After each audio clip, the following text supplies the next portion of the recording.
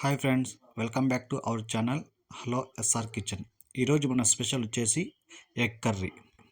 Daily చేసుకునేలాగా కాకుండా వేరేలాగా పెప్పర్ ఎగ్ కర్రీ ఎలా చేయాలో ఈ వీడియోలో అయితే చూసేద్దాం.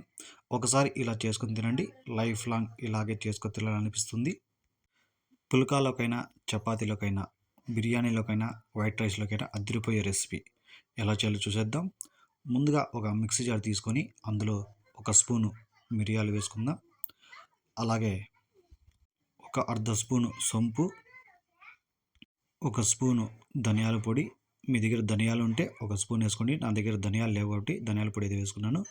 ఒక అర్ధ స్పూను జీలకర్ర వేసుకొని మిక్సీ పట్టుకొని ఇలా పౌడర్ లాగా చేసి పక్కన పెట్టుకుందాం.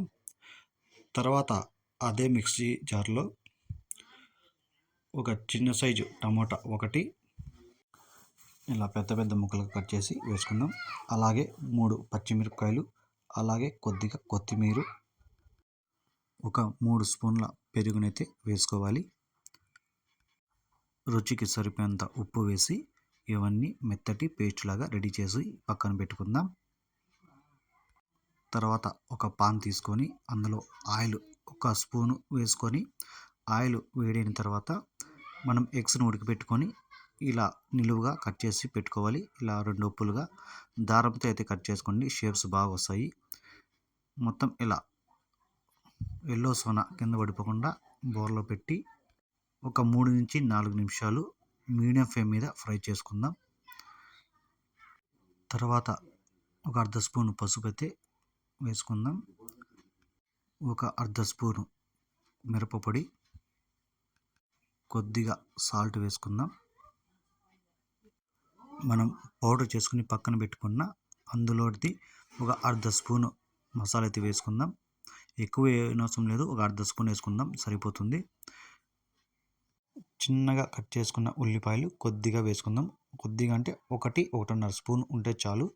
ఉరికి అలా లైట్గా వేయాలంటే వేయాలి అంతే. ఇలా వేసుకొని మొత్తం బాగా ఫ్రై చేసుకుందాం. పైన కొద్దిగా కొత్తిమీర, మీ దగ్గర పుదీనా ఉంటే పుదీనా కూడా వేసుకోండి. ఒక 3 నుంచి 4 నిమిషాలు మీడియం ఫ్లేమ్లో ఫ్రై అయిన తర్వాత మనం టర్న్ చేసుకుందాం. ఒక స్పూన్ తీసుకొని పైకి కిందికి తిప్పుకుందాం. ఇలా బాగా తిప్పుకొని ఆ సైడ్ కూడా ఒక 2 నుంచి 3 నిమిషాలు మనం మీడియంలోనే ఫ్రై చేసుకోవాలి. ఇలా టాస్ చేసేటప్పుడు హై మీద టాస్ చేసుకుందాం. హై ఫ్లేమ్ మీద పెట్టి టాస్ చేసుకొని ఇక స్టవ్ ఆఫ్ చేసి పక్కన పెట్టుకుందాం. తర్వాత ఒక పాన్ తీసుకొని స్టవ్ ఆన్ చేసి అందులో ఆయిల్ వచ్చి 3 నుంచి 4 స్పూన్ల ఆయిల్ అయితే వేసుకుంటాను. ఈ ఆయిల్ అయితే ఎక్కువ వేసుకోండి, ఎందుకంటే మనకి ఉల్లిపాయలు బాగా వేగాలి కాబట్టి ఈ ఆయిల్ అయితే నేను ఎక్కువ వేసుకుంటున్నాను. ఇక మసాలా అంతా మనకి ఈ ఆయిల్లోనే ఫ్రై కావాలి కాబట్టి ఆయిల్ 3-4 స్పూన్లు వేసుకుంటే సరిపోతుంది. ఒక 3-4 స్పూన్లు ఆయిల్ వేసుకున్న తర్వాత ఆయిల్ బాగా వేడైన తర్వాత ఇలా చిన్న చిన్న ముక్కలుగా కట్ చేసుకున్న ఉల్లిపాయలను అయితే వేసుకోవాలి. ఒక పెద్ద సైజు ఉల్లిపాయను అయితే నేను వేసుకున్నాను. ఇవి బాగా గోల్డెన్ కలర్ వచ్చేంత వరకు మనం ఫ్రై చేసుకుందాం. ఒక స్పూన్ అల్లం వెల్లుల్లి పేస్టు, ఈ అల్లం వెల్లుల్లి పేస్ట్ వేసి ఇందులో పచ్చి వాసన పోయేంత వరకు మనం ఫ్రై చేసుకోవాలి. కనీసం ఒక 3 నుంచి 4 నిమిషాలు అయితే ఇది ఫ్రై అవ్వడానికి పడుతుంది. ఇందులో పచ్చి వాసన పోయి మంచి స్మెల్ని అయితే ఇస్తుంది, అంతవరకు మనం ఫ్రై చేసుకుందాం. తర్వాత మనం పేస్ట్ చేసుకున్న పచ్చిమిర్చి టమోటా పేస్ట్ని వచ్చి వేసుకోవాలి. ఇది ఇట్లా వేసుకొని మొత్తం ఒకసారి బాగా కలుపుకొని ఒక అర్ధ స్పూను పసుపు, ఒక స్పూను గరం మసాలా, మనం పౌడర్ చేసుకున్న మొత్తం వేసుకోవాలి. మసాలాలను మొత్తం వేసేసి ఒకసారి బాగా కలుపుకోవాలి. అంతా బాగా కలుపుకొని ఒక గ్లాస్ వాటర్ అయితే వేసుకున్నాను. మీకు గ్రేవీ ఎంత కావాలో అంత వేసుకోండి. మీరు ఒక గ్లాసు వాటర్ వేసుకున్నా కూడా అందులో ఒక అర్ధ గ్లాస్ వాటర్ అయితే ఇంకిపోతుంది మనం ఫ్రై చేసేకి. మీకు ఎంత గ్రేవీ కావాలో అంత వాటర్ అయితే వేసుకుందాం.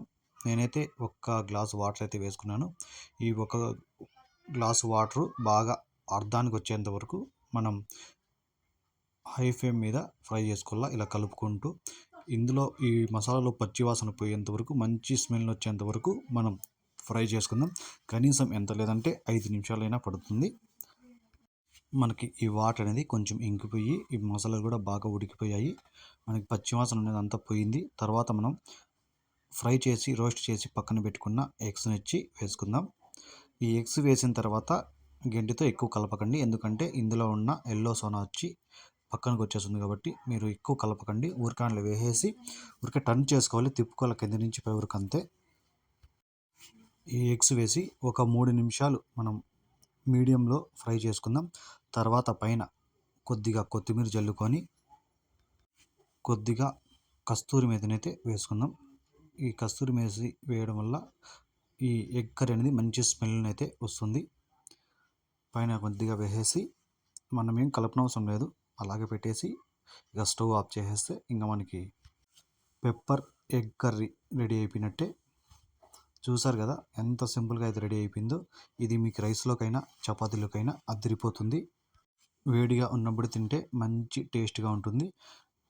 చపాతీలోకైనా రైస్లోకైనా పుల్కాలోకైనా అదిరిపోయే రెసిపీ.